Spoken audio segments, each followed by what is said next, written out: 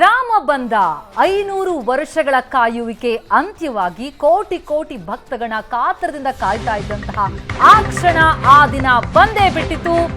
ಮಹಾ ಕನಸು ನನಸಾದಂತಹ ದಿನ ಇದು. ಅಯೋಧ್ಯೆಯಲ್ಲಿ ರಾಮಲಲ್ಲಾನ ಪ್ರಾಣ ಪ್ರತಿಷ್ಠಾಪನೆ ಸಂಪನ್ನವಾಗಿದೆ. ಅಭಿಜಿನ್ ಲಗ್ನದ ಸಂಜೀವಿನಿ ಮುಹೂರ್ತದಲ್ಲಿ ರಾಮನ ಪ್ರಾಣ ಪ್ರತಿಷ್ಠಾಪನೆಯನ್ನ ನೆರವೇರಿಸಿದ್ರು ಪ್ರಧಾನಿ ಮೋದಿ. ಬಾಲರಾಮನ ಮೂರ್ತಿಯನ್ನ ಕಣ್ತುಂಬಿಕೊಂಡು ಸಂತಸ ಪಟ್ಟಿತು ಭಕ್ತಗಳು. ಮುಗಿಲು ಮುಟ್ಟಿದೆ ಹರ್ಷೋದ್ಗಾರ.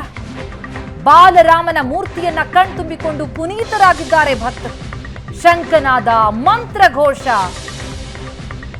ಹರ್ಷ ಇವೆಲ್ಲವೂ ಕೂಡ ಅಯೋಧ್ಯೆಯಲ್ಲಿ ಮುಗಿಲು ಮುಟ್ತಾ ಇದೆ. ಶತಮಾನಗಳ ಬಳಿಕ ಅಯೋಧ್ಯೆಯಲ್ಲಿ ರಾಮನ ಪಟ್ಟಾಭಿಷೇಕವಾದಂತಹ ಸಂಭ್ರಮ. ಭವ್ಯ ರಾಮ ಮಂದಿರದಲ್ಲಿ ವಿರಾಜಮಾನನಾಗಿದ್ದಾನೆ ರಾಮಲಲ್ಲ. ಬಾಲರಾಮನ ಮೂರ್ತಿಯ ಪ್ರಾಣ ಪ್ರತಿಷ್ಠಾಪನೆಯನ್ನ ನೆರವೇರಿಸಿದ್ರು ಪ್ರಧಾನಿ. ಯಜಮಾನನ ಸ್ಥಾನದಲ್ಲಿ ನಿಂತು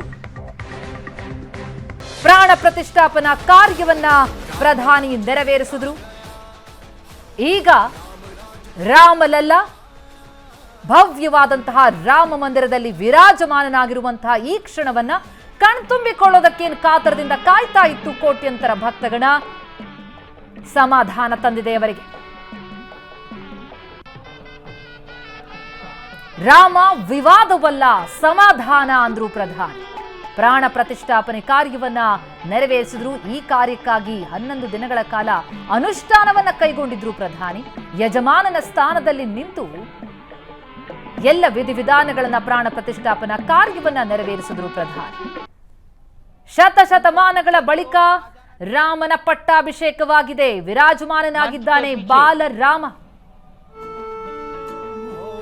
ಅಮೃತ ಶಿಲೆಯಲ್ಲಿ ಕಂಗೊಳಿಸ್ತಾ ಇರುವಂತಹ ಭವ್ಯವಾದಂತಹ ರಾಮ ಮಂದಿರದೊಳಗೆ ಕೃಷ್ಣ ಶಿಲೆಯಲ್ಲಿ ಕೆತ್ತಲ್ಪಟ್ಟ ಅದ್ಭುತವಾದ ರಾಮಲಲ್ಲ ವಿಗ್ರಹ. ಸರ್ವಾಲಂಕಾರ ಭೂಷಿತ ರಾಮಲಲ್ಲಾನಿಗೆ ಆರತಿ ಬೆಳಗಿ ಪ್ರಾಣ ಪ್ರತಿಷ್ಠಾಪನಾ ಕಾರ್ಯವನ್ನ ನೆರವೇರಿಸಿ ಭಾವುಕರಾದ್ರು ಪ್ರಧಾನಿ. ಇಡೀ ಅಯೋಧ್ಯೆಯಲ್ಲಿ ರಾಮೋತ್ಸವ. ಇಡೀ ದೇಶಾದ್ಯಂತ ಆ ಸಂಭ್ರಮ ವ್ಯಾಪಿಸಿದೆ.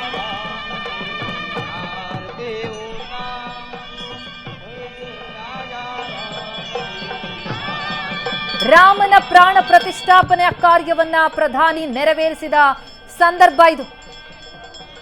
ಹಾಗಿದ್ರೆ ಈಗ ಹೇಗಿದೆ ಅಯೋಧ್ಯೆ? ಪ್ರಾಣ ಪ್ರತಿಷ್ಠಾಪನಾ ಕಾರ್ಯಕ್ಕಾಗಿ ಕಾತರದಿಂದ ಕಾಯ್ತಾ ಇದ್ರು ಅಸಂಖ್ಯ ಭಕ್ತಗಣ ಇಡೀ ದೇಶಾದ್ಯಂತ. ಇನ್ನು ಅಯೋಧ್ಯೆಯಲ್ಲಂತೂ ಅದು ಬೇರೆ ರೀತಿಯಾದಂತಹ ಸಂಭ್ರಮ. ರಾಮನೂರಿನಲ್ಲಿ ಹೇಗಿದೆ ಚಿತ್ರಣ ಅನ್ನೋದನ್ನು ತಿಳಿಸೋದಕ್ಕೆ ಪ್ರಾಜ್ಞರಾದಂತಹ ಶ್ರೀಕಂಠ ಶಾಸ್ತ್ರಿಗಳು ನಮ್ಮ ಜೊತೆ ನೇರ ಸಂಪರ್ಕದಲ್ಲಿದ್ದಾರೆ. ಶಾಸ್ತ್ರಿಗಳೇ, ಇವತ್ತು ರಾಮೋತ್ಸವ ದೇಶಾದ್ಯಂತ ಸರ್ವಂ ರಾಮಮಯವಾಗಿದೆ. ಇನ್ನು ರಾಮ ಜನ್ಮ ಭೂಮಿಯಲ್ಲೇ ತಾವಿದ್ದೀರಿ. ಈಗ ಪ್ರಾಣ ಪ್ರತಿಷ್ಠಾಪನಾ ಕಾರ್ಯ ನೆರವೇರಿದ ಬಳಿಕ ಅಯೋಧ್ಯೆ ಹೇಗೆ ಕಾಣ್ತಾ ಇದೆ? ಯಾವ ರೀತಿಯ ಅನುಭೂತಿ ಅಲ್ಲಿನ ಭಕ್ತರಿಗೆ ಅಂತ? ರಾಮಾಯಣದಲ್ಲಿ ಒಂದು ಮಾತು ಬರುತ್ತೆ, ಶಕ್ರವೇಶ್ಮ ಸಮಪ್ರಭಂ ಅಂತ. ರಾಮಚಂದ್ರ ಪಟ್ಟಾಭಿಷೇಕಕ್ಕೆ ಸಿದ್ಧತೆ ಆಗಿದ್ದಾಗ ಹೇಗಿತ್ತಪ್ಪ ಅಂದ್ರೆ ಶಕ್ರವೇಶ್ಮ ಸಮಪ್ರಭಂ, ಇಂದ್ರನ ಭವನ ಹೇಗೆ ಸಿದ್ಧವಾಗುತ್ತೋ ಒಂದು ಯಾಗಕ್ಕೋ ಮತ್ತೊಂದಕ್ಕೋ ಆ ರೀತಿಯಲ್ಲಿ ಸಿದ್ಧತೆಯಾಗಿತ್ತು ಅಯೋಧ್ಯೆ ಅಂತ. ಆಗ ನಾವು ನೋಡಿರ್ಲಿಲ್ಲ, ರಾಮಾಯಣವನ್ನ ಕೇಳಿದ್ವಷ್ಟೇ, ಓದಿದ್ವಷ್ಟೇ. ಆದ್ರೆ ಈಗ ಅಂಥದ್ದೊಂದು ಚಿತ್ರಣ, ಯಾವುದು ಶಕ್ರವೇಶ್ಮ ಅಂದ್ರೆ ಇಂದ್ರನ ಭವನ ಯಾವುದಿದೆ ಅದು ಈಗ ನಿರ್ಮಾಣವಾಗಿದೆ ಅನ್ನೋದು ಕಣ್ಣಿಗೆ ಕಾಣ್ತಾ ಇದೆ. ಇಲ್ಲಿ ರಾಮಘೋಷ ಆಗಬಹುದು, ಇಲ್ಲಿನ ಅಲಂಕಾರಗಳಾಗಬಹುದು, ರಾಮೋತ್ಸವಗಳಾಗಬಹುದು, ಇವೆಲ್ಲ ಆ ರೀತಿಯ ಒಂದು ವಾತಾವರಣವನ್ನ ಖಂಡಿತ ಸೃಷ್ಟಿ ಮಾಡಿದೆ. ಅದರಲ್ಲಿ ಸಂಶಯವೇ ಇಲ್ಲ. ನಾನಂತೂ ಅದನ್ನು ಅನುಭವಿಸಿದ್ದೀನಿ, ಸವಿತಾ ಇದ್ದೀನಿ ಪ್ರತಿ ಕ್ಷಣ ಕೂಡ. ಅಷ್ಟು ಸಂತೋಷವಾಗಿದೆ.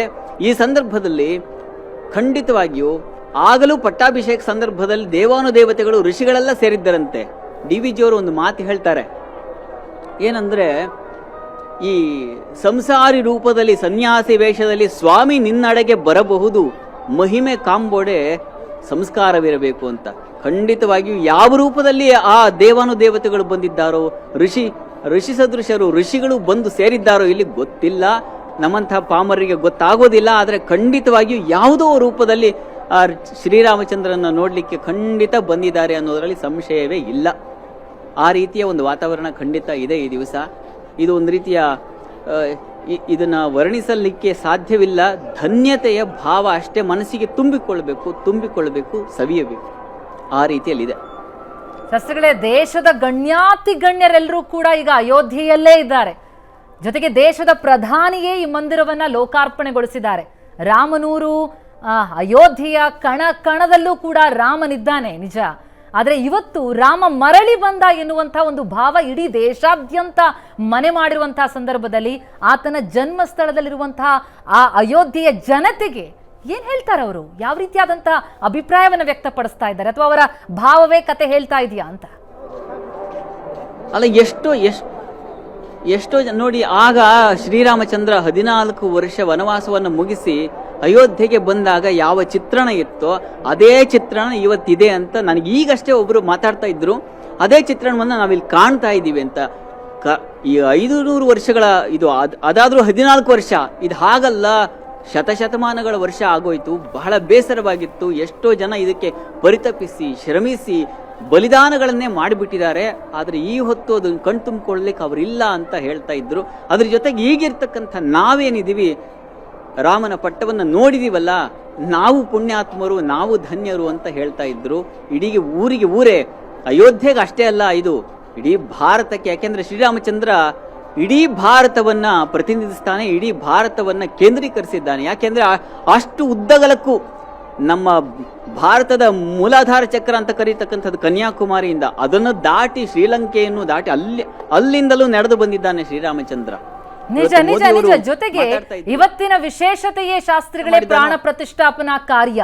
ಆ ರಾಮನನ್ನ ವಿಗ್ರಹಕ್ಕೆ ಪ್ರಾಣವನ್ನ ತುಂಬಿದಂತಹ ಒಂದು ಆ ಸಮಯ, ಪ್ರಧಾನಿಗಿಂದಲೇ ಆ ಯಜಮಾನಿಕೆಯನ್ನು ವಹಿಸಿ ಆ ಒಂದು ಪ್ರಾಣ ಪ್ರತಿಷ್ಠಾಪನಾ ಕಾರ್ಯವನ್ನ ನೆರವೇರಿಸಿದ್ರು ಪ್ರಧಾನಿಯ. ಆ ವಿಧಿವಿಧಾನಗಳು ಯಾವ ರೀತಿಯಲ್ಲಿ ಸಾಗುದು, ಅದರ ಅರ್ಥ ಏನು, ಭಾವ ಏನು, ಹಂತ ಹಂತವಾಗಿ ನಡೆದುಕೊಂಡು ಹೋದಂತಹ ವಿಧಿವಿಧಾನವನ್ನ ನಮ್ಮ ಸುವರ್ಣ ನ್ಯೂಸ್ ವೀಕ್ಷಕರಿಗೆ ತಾವು ವಿವರಿಸೋದಾದ್ರೆ ಇವತ್ತು ನಡೆದಂತಹ ಪ್ರಕ್ರಿಯೆಗಳು. ಒಳ್ಳೆಯ ಪ್ರಶ್ನೆ. ನಿಜಕ್ಕೂ ಆ ಭಾವ ಇದೆಯಲ್ಲ, ಅದು ಬಹಳ ದೊಡ್ಡದು. ಇವತ್ತು ಪ್ರತಿಷ್ಠಾಪನೆ ಆಗಿದೆಯಲ್ಲ, ಇಷ್ಟು ದಿವಸ ಕೇವಲ ಶಿಲೆಯಾಗಿತ್ತು. ಶಿಲೆಯನ್ನು ನೋಡೇ ಸಂತೋಷ ಪಡ್ತಾ ಇದ್ವಿ. ಆದ್ರೆ ಈ ದಿವಸ ಅಲ್ಲಿಗೆ ಪ್ರತಿಷ್ಠಾಪನೆ, ಮಂತ್ರವತ್ ಪ್ರತಿಷ್ಠಾಪನೆಯಾಗಿದೆ. ಯಾವಾಗ ಮಂತ್ರ ಸೇರಿಬಿಡುತ್ತೋ ಶಿಲೆಗೆ, ಅದು ಜೀವಂತಿಕೆ ಬಂದ್ಬಿಡುತ್ತೆ.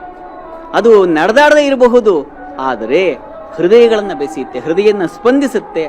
ಅಂಥದ್ದೊಂದು ಸಂದರ್ಭ, ಅಂಥದ್ದೊಂದು ಘಟನೆ ಈಗ ಅಲ್ಲಿ ನೆರವೇರಿದೆ. ಪ್ರಾಣ ಪ್ರತಿಷ್ಠಾಪನೆ ಆದ ಕೂಡಲೇ ಆ ಕಣ್ಣುಗಳನ್ನ ಬಿಡಿಸ್ತಾರೆ, ನೇತ್ರೋನ್ಮೀಲನ ಅಂತ ಕರೀತಾರೆ. ಅದನ್ನು ಈ ದಿವಸ ಮಾಡಿದ್ದಾರೆ. ಆ ಕಣ್ಣು ನೋಡಿದ್ರೆ, ನಾವು ಆ ಚಿತ್ರಣವನ್ನ ನೋಡ್ತಾ ಇದ್ದೀವಿ, ಎಲ್ಲಾ ಮೊಬೈಲಲ್ಲಿ ಈಗ ಹರಿದಾಡ್ತಾ ಇದೆ. ಅದನ್ನ ನೋಡ್ತಾ ಇದ್ರೆ ಎಷ್ಟು ಆನಂದವಾಗುತ್ತೆ ಹೃದಯಕ್ಕೆ. ಅಂದ್ರೆ ರಾಮ ಈ ಮೊಬೈಲ್ನಲ್ಲಿ ಬಂದು ಸೇರ್ಕೊಂಡಿದ್ದಾನೇನೋ, ನಮ್ಮ ಹೃದಯವನ್ನು ಸೇರಿದ್ದಾನೋ, ಕಣ್ಣು ಸೇರಿದ್ದಾನೋ, ಹೀಗೆ ಇಂದ್ರಿಯಗಳಲ್ಲೆಲ್ಲ ಸ್ಪರ್ಶ ಅದು ಸಂಚಾರವಾಗ್ತಾ ಇದೆ, ರಾಮ ಸಂಚಾರವಾಗ್ತಾ ಇದೆ. ಅದು ಆನಂದವೇ ಆನಂದ. ಅದಕ್ಕೆ ಸಮನಾಗಿರ್ತಕ್ಕಂಥ ಆನಂದ ಮತ್ತೊಂದಿಲ್ಲ. ಬಹುಶಃ ನಾನು ಪ್ರಾತಃ ಕಾಲ ಮೊದಲಿಗೆ ಒಂದು ಮಾತಾಡಿದೆ ಈ ದಿವಸ ಪ್ರಾರಂಭದಲ್ಲಿ. ಈ ದಿವಸದ ಸೂರ್ಯೋದಯ, ಈ ದಿವಸದ ಏನಿದೆ ಇದು ಆಚಂದ್ರಾರ್ಕವಾಗಿ ಉಳಿಯುತ್ತೆ. ಇಂಥ ಸೂರ್ಯೋದಯ ಮತ್ತೆಂದು ಕಾಣ್ಲಿಕ್ಕೆ ಸಾಧ್ಯವಿಲ್ಲ. ಇಂಥ ಸೋಮವಾರವನ್ನ ನಾವು ಮತ್ತೆಂದೂ ಈ ಯುಗದಲ್ಲಿ ಕಾಣ್ಲಿಕ್ಕೆ ಸಾಧ್ಯವಿಲ್ಲ. ಇಂಥ ಶೋಭಕೃತ್ ಸಂವತ್ಸರವನ್ನ ಮತ್ತೆ ಈ 60 ಸಂವತ್ಸರಗಳ ಚಕ್ರ ಮತ್ತೆ ತಿರುಗಿದ್ರೂ ಕೂಡ ನಾವು ಇದನ್ನು ಅನುಭವಿಸ್ಲಿಕ್ಕೆ ಖಂಡಿತ ಸಾಧ್ಯವಿಲ್ಲ. ಅಂಥದ್ದೊಂದು ಭಾವನೆ ಅಲ್ಲಿ ಏರ್ಪಾಡಾಗಿರ್ತಕ್ಕಂಥದ್ದು. ಆ ವಿಧಿವಿಧಾನಗಳು ಅಷ್ಟೇ.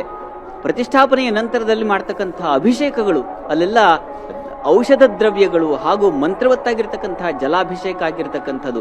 ಒಂದೊಂದಕ್ಕೂ ಒಂದೊಂದು ಅರ್ಥ ಇದೆ. ಹಾಲಿನಿಂದ, ಮೊಸರಿನಿಂದ, ತುಪ್ಪದಿಂದ, ಜೇನಿನಿಂದ, ಹರಿದ್ರಾಯಿಂದ, ಇವುಗಳೆಲ್ಲವುಗಳಿಂದಲೂ ಸ್ವಾಮಿಗೆ ಅಭಿಷೇಕವನ್ನು ಮಾಡಿ ಸ್ವಾಮಿಗೆ ಭವ್ಯವಾದ ಅಲಂಕಾರವನ್ನು ಮಾಡಿದ್ದಾರೆ. ಅಲಂಕಾರವನ್ನ ಯಾಕಾಗಿ ಅಲಂಕಾರ ಇತ್ಯಾದಿಗಳು ಅಂದ್ರೆ ನಮ್ಮ ಕಣ್ಮನ ತಣಿಲಿಕ್ಕಾಗಿಯೇ, ನಮ್ಮ ಭಾವವನ್ನ ಬೆಳಗಿಸಿಕೊಳ್ಳಲಿಕ್ಕಾಗಿಯೇ ಈ ಒಂದು ಪೂಜಾ ಕೈಂಕರ್ಯಗಳೆಲ್ಲ ನೆರವೇರಿರ್ತಕ್ಕಂಥದ್ದು. ಆ ಪೂಜೆಗಳನ್ನು ನೋಡಿದ್ರೆ ಎಂಥವರಿಗೂ ಮನಸ್ಸು ತುಂಬಿ ಬರುತ್ತೆ. ಆ ರೀತಿಯಲ್ಲಿ ಪೂಜೆಗಳು ನೆರವೇರಿದೆ. ಈಗ ನಾನಾಗ್ಲೇ ಹೇಳಿದ ಹಾಗೆ ಶಿಲೆಯಲ್ಲ, ಈಗ ರಾಮನೇ ಅಲ್ಲಿ ಬಂದು ನೆಲೆಸಿದ್ದಾನೆ. ಭಕ್ತರನ್ನ ಹರಸಲಿಕ್ಕಾಗಿ, ಅವರನ್ನ ಸಂದರ್ಶಿಸಲಿಕ್ಕಾಗಿ.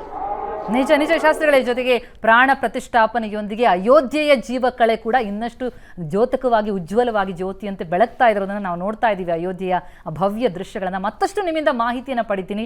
ಭವ್ಯವಾದಂತಹ ರಾಮ ಮಂದಿರ ರಾಮಲಲ್ಲಾನಿಗೆ ಲಭಿಸಿದೆ. ಅದರೊಳಗೆ ರಾಮಲಲ್ಲ ವಿರಾಜಮಾನಾಗಿರುವಂತಹ ಆ ದೃಶ್ಯ ಕಣ್ತುಂಬಿಕೊಳ್ಳೋದಕ್ಕೆ, ರಾಮನ ಅನುಗ್ರಹವನ್ನು ಪಡೆಯೋದಕ್ಕೆ, ರಾಮನ ದರ್ಶನ ಪಡೆಯೋದಕ್ಕೆ ಅತ್ತ ಭಕ್ತಗಣ ಸಾಕ್ತಾ ಇರೋದು. ನಾಳೆಯಿಂದ ಎಲ್ಲರಿಗೂ ಕೂಡ ದರ್ಶನ ಭಾಗ್ಯ ಕೂಡ ಲಭ್ಯ.